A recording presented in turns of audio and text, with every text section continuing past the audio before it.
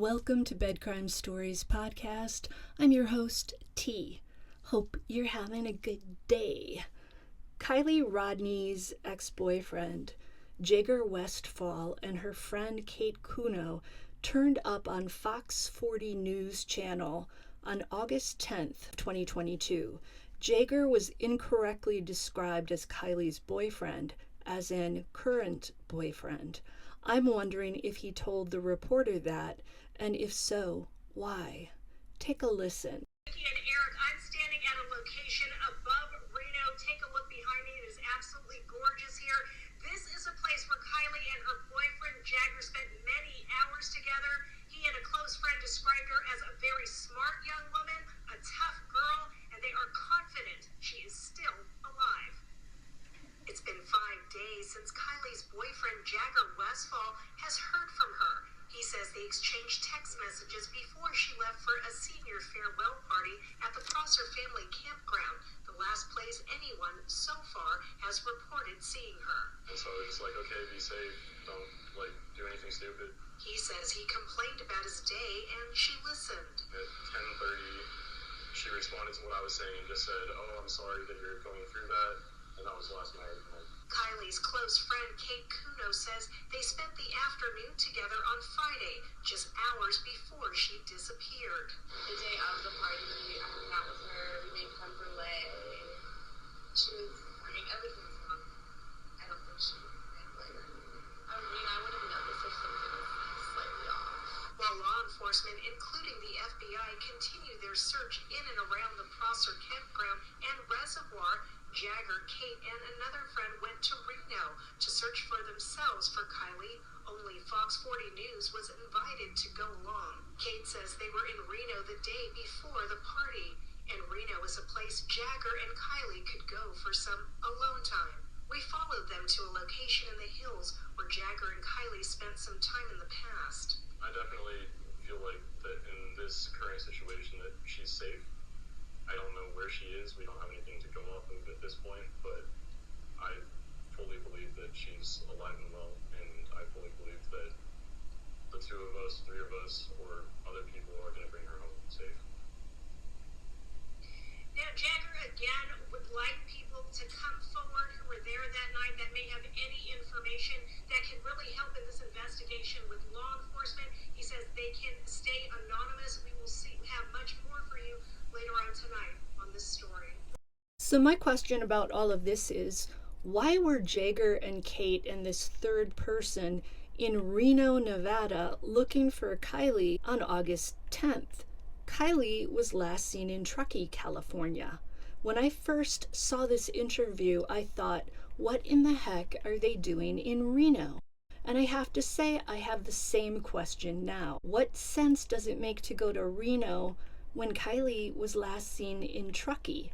If these two friends or three friends wanted to search for Kiely, I'm fairly certain they would have actually been more effective doing so in the wooded areas where the party was held in Truckee. Did they both know something at this point that the rest of us didn't?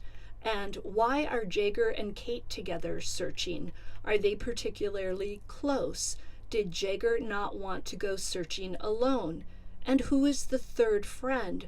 Why isn't that person on camera too? Also, it sounds like Jagger and Kate arranged to have the news person follow them around. Why was that?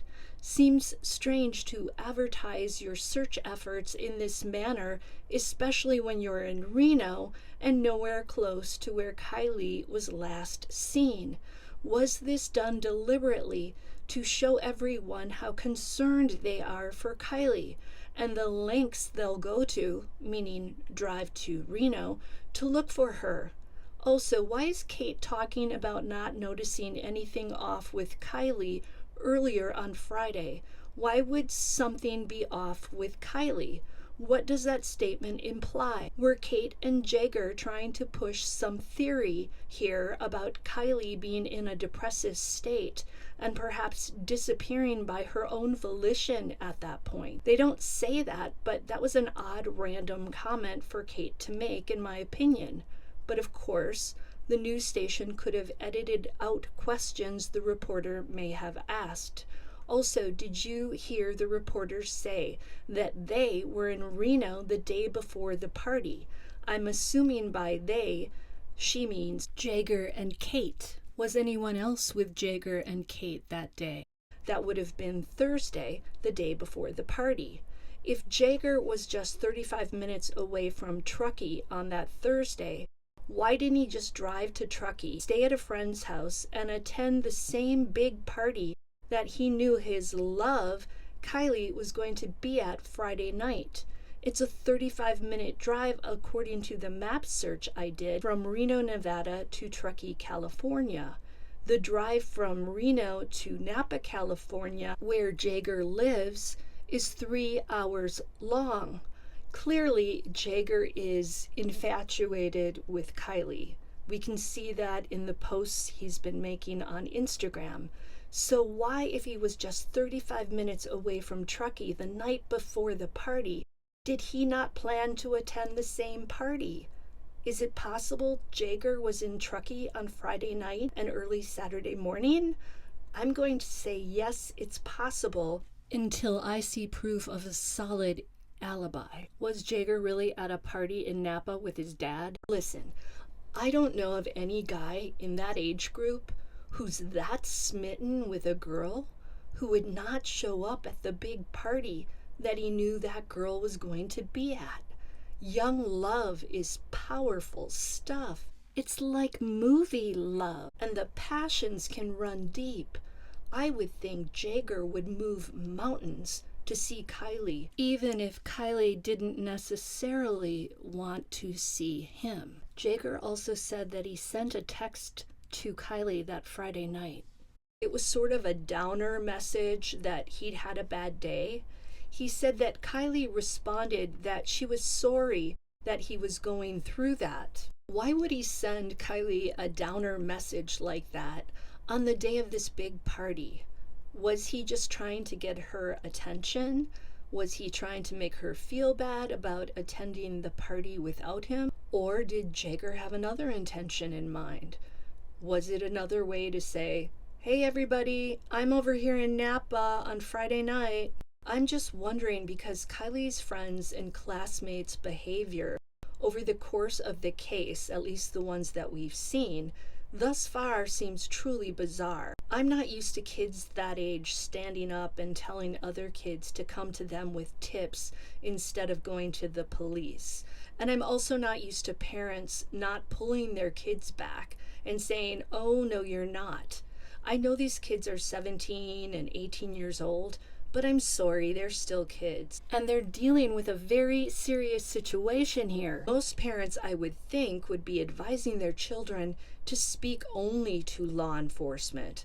But then again, we heard stories of at least one parent telling his or her kid not to talk to the cops in the beginning. Is this like the show Stranger Things, where the parents and adults are all idiots and the kids are the ones in charge and the ones who solve all the conflicts?